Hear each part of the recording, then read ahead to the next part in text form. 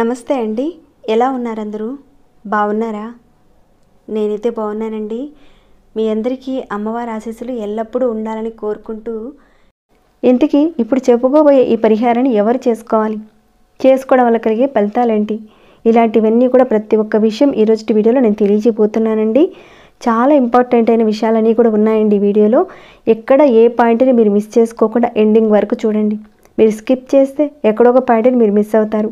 ఈ పరిహారం చేసుకునే సమయంలో మీకు చాలా డౌట్స్ వచ్చేస్తాయి, సరిగ్గా చేసుకోలేరు. కాబట్టి కన్ఫ్యూషన్ అనేది రాకుండా ఎండ్ వరకు చూడండి, అన్ని విషయాలు తెలుస్తాయి.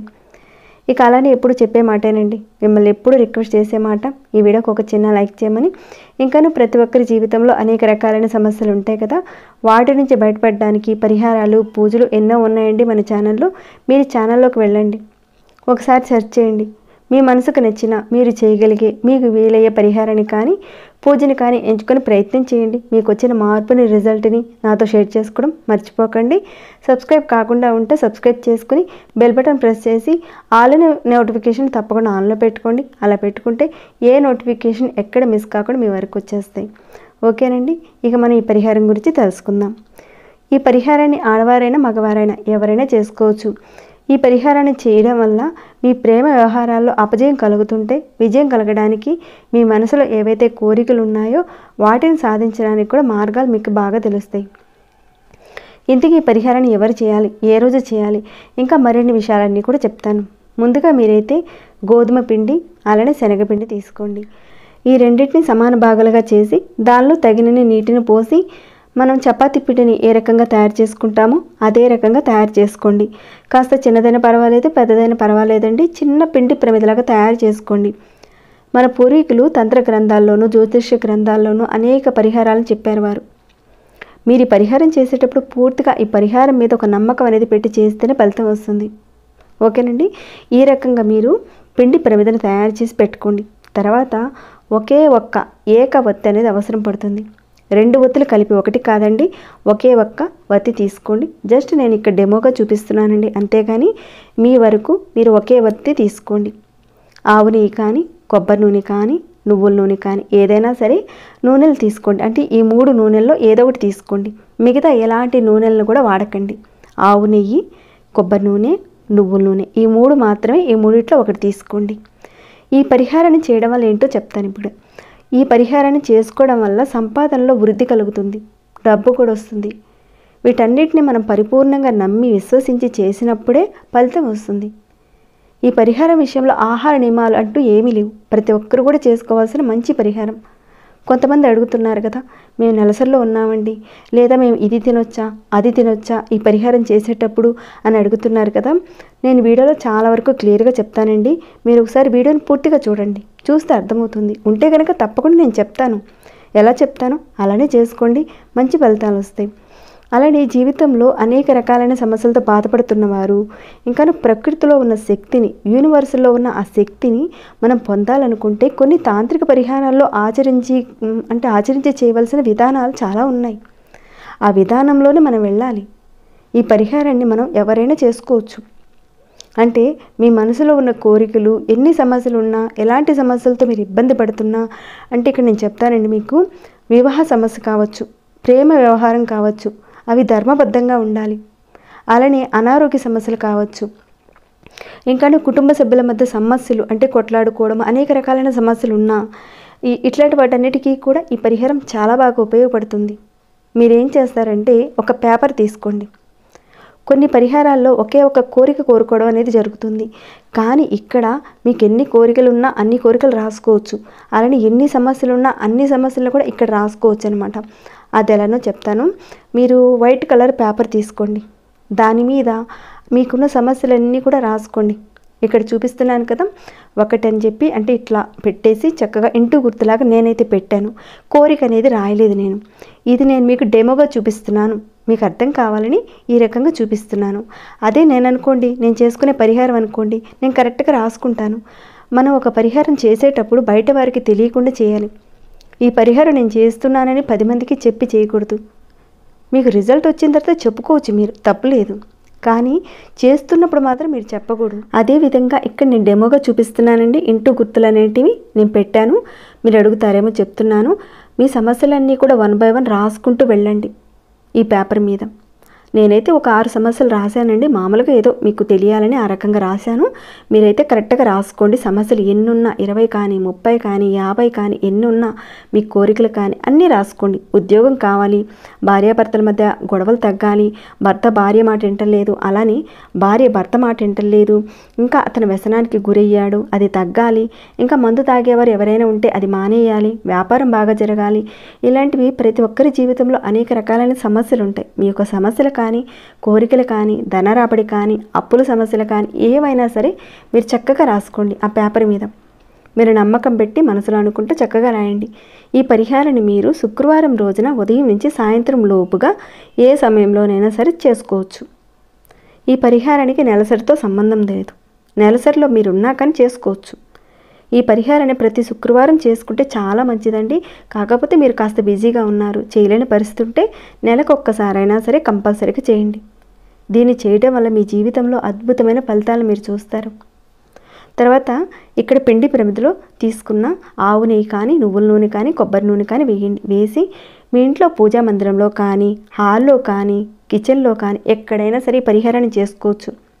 ఒక చోట చక్కగా కూర్చొని, ప్రశాంతంగా ఉన్న చోట కూర్చొని ముందుగా దీపారాధన చేయండి.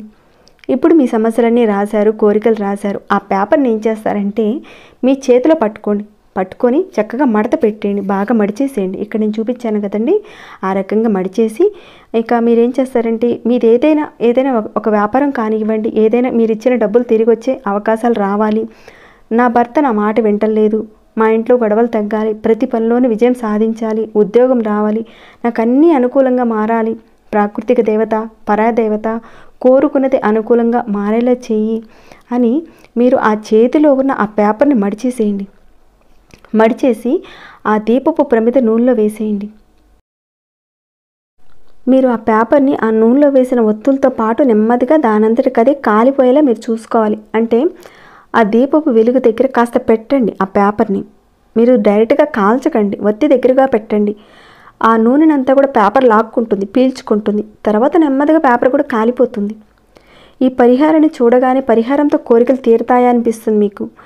మన మనసులో ఉన్న ఒక శక్తి, ప్రకృతిలో ఉన్న శక్తిని మొత్తం జోడించి తీసుకుని ఒక కాన్సన్ట్రేషన్ అనేది పెట్టి ఆ పరిహారం మనం చేసేటప్పుడు మన ఆత్మ ద్వారా తీసుకొని మనం ఫలితాన్ని పొందుతాం. ఇక్కడ ప్రకృతిలో ఉన్న శక్తి, అటు మన ఆత్మలో శరీరంలో ఉన్న శక్తిని ప్రేరేపించి ఇవి రెండూ కలిస్తే ఇక ఆ పరిహారం అద్భుతమని చెప్పుకోవచ్చు మనం. ఇది ఒక పాజిటివ్ వేలో వెళ్ళడానికి చాలా చాలా బాగా పనిచేస్తుంది. మన ఒంట్లో ఉన్న పాజిటివ్ శక్తి అనేది బయటకు వస్తుంది.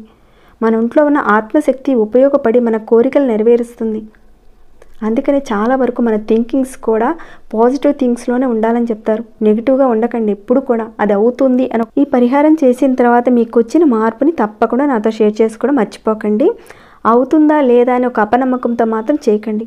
అంటే కొందరు కామెంట్స్ పెడుతున్నారు, నేను చూస్తున్నాను, అది నిజమేనా, ఇది జరుగుతుందా అని ఇలాంటివి అడుగుతున్నారు. అంత అనుమానంగా చేస్తే రాదండి రిజల్ట్స్. నమ్మకంతో చేయండి. ఇక్కడ పెట్టిన పేపర్ పూర్తిగా కాలకపోయినా పర్వాలేదండి. ఇక్కడ మీరు చూస్తున్న పేపర్ చాలా వరకు ఆ నూనెనంతా కూడా బాగా పీల్చుకొని చక్కగా కాలుతుంది. ఈ మాత్రం కాలకపోయినా సగం సగం కాలినా పర్వాలేదు. తర్వాత అలా కాలిన తర్వాత కొండెక్కుతుంది. కొండెక్కిన తర్వాత మీరు పేపర్ వేశారు, పేపర్ కాస్త ఆ నూనెను పీల్చుకుంటుంది. వెలుగుతున్న ఆ దీపారాధన నుంచి కాస్త ఆ పేపర్ కూడా కాలుతుంది. ఆ తర్వాత దీపారాధన కొండెక్కిన తర్వాత ఆ ప్రమిద కాస్త చల్లారనివ్వండి. కొంచెం వేడిగా ఉంటుంది కదా, కాస్త చల్లారిన తర్వాత కొద్దిగా పంచదార తీసుకోండి. ఆ దీపం కొండెక్కి పూర్తిగా అయిపోయిన తర్వాత కాస్త పంచదార దాంట్లో వేయండి. ఇక కొండెక్కిన తర్వాత ప్రమిద కాస్త మెత్తగా ఉంటుంది కదా, కాస్త ప్రమిద వేడిగా ఉంటుంది.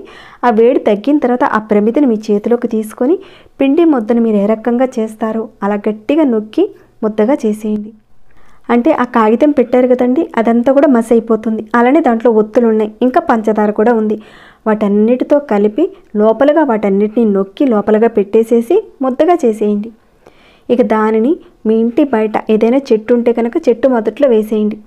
అపార్ట్మెంట్స్లో ఉండేవాళ్ళు మీ ఇంట్లో ఉన్న కొన్ని చెట్లు మొక్కలు ఉంటాయి కదండి, అంటే తులసి మొక్క కాకుండా ఏదైనా కుండీలో ఉన్న చెట్టు మొదల్లో అక్కడ పెట్టేసేయండి. నా మనస్ఫూర్తిగా నాకు పాజిటివ్ ఎనర్జీ వస్తుంది, నా మనసులో ఉన్న కోరికలు నెరవేరుతాయి అని పెట్టేసి అనుకొని మీరు ఇంట్లోకి వచ్చేసేయండి. ఒకవేళ చెట్టు మొదట్లో పెట్టే అవకాశం లేదనేవారు కొంతమంది ఉంటారు మీలో. పక్కన వాళ్ళు, ఎదురింటి వాళ్ళు, వాళ్ళు వీళ్ళు ఎవరైనా చూస్తారేమో, ఏమైనా నవ్వుకుంటారేమో, ఏదో అని అనుకుంటారేమో మీకు అనిపిస్తే మీరేం చేస్తారంటే ఆ చెట్టు మొదట్లో కాస్త మట్టి తీసేసి లోపల పెట్టేసేయండి. ఒకవేళ అలా కూడా అవ్వని పనండి అంటారా, మీకు కుదిరితేనే చేయండి ఈ పని. ఎందుకంటే ప్రతి పరిహారం అందరికీ కుదరచ్చు, కుదరకపోవచ్చు కదా. మీకున్న అవకాశాన్ని బట్టి ఈ పరిహారం చేయండి, కానీ మంచి పరిహారం ఇది. లేదంటే మన ఛానల్లో బోల్డ్ అని పరిహారాలు ఉన్నాయి, వాటిల్లోకి వెళ్ళి మీ సమస్యకు తగిన ఒక పరిహారాన్ని చూస్ చేసుకొని చేసుకోవచ్చు. ఈ పరిహారాన్ని చేయడం వల్ల అద్భుతమైన ఫలితాలను చూస్తారు. ఈ పరిహారాన్ని నెలసరి టైంలో కూడా చేసుకోవచ్చండి. మనలోని ఆత్మశక్తిని, ప్రకృతిలో ఉన్న శక్తిని ఫుల్ఫిల్ చేస్తుంది, నెరవేరుస్తుంది మన కోరికని. ప్రతి శుక్రవారం ఇది చేసుకోవచ్చు. శుక్రవారం వీలు కాకపోతే నెలలో ఒకసారి చేయండి. ఎప్పటిదాకా చేయాలి మరి అంటారేమో, అది కూడా చెప్తానండి. మీ పని పూర్తి అయ్యే వరకు చేయండి. మీ కోరిక నెరవేరే వరకు, మీ సమస్యలు తీరే వరకు చేయండి. నెరవేరాలంటే మీ నమ్మకాన్ని బట్టే ఉంటుంది. ఒక పాజిటివ్ థింక్తో చేయండి, నెగిటివ్ థింక్తో మాత్రం చేయకండి. తప్పకుండా చేయండి. చేసిన తర్వాత మార్పునైతే, రిజల్ట్ అయితే నాతో షేర్ చేసుకోవడం మర్చిపోకండి. ఇక ఈ వీడియో నేను ఇంతటితో ముగిస్తున్నాను. ఇంకేమైనా డౌట్స్ ఉంటే అడగండి, రిప్లై ఇస్తాను. ఇంకా ఎలా అనిపించింది ఈ వీడియో పట్ల అన్నది కాస్త కామెంట్ రూపంలో నాకు తెలియచేయండి. ఇంకా లైక్ చేయకుండా ఉంటే ఒక చిన్న లైక్ చేయండి. సబ్స్క్రైబ్ కాకుండా చూస్తుంటే సబ్స్క్రైబ్ చేసుకోండి. ప్రతిరోజు మన ఛానల్లో ఉన్న వీడియోస్ని చూస్తూ ఉండండి. మరొక భక్తి వీడియోలో మళ్ళీ మిమ్మల్ని కలుసుకుంటాను. అంతవరకు సెలవు.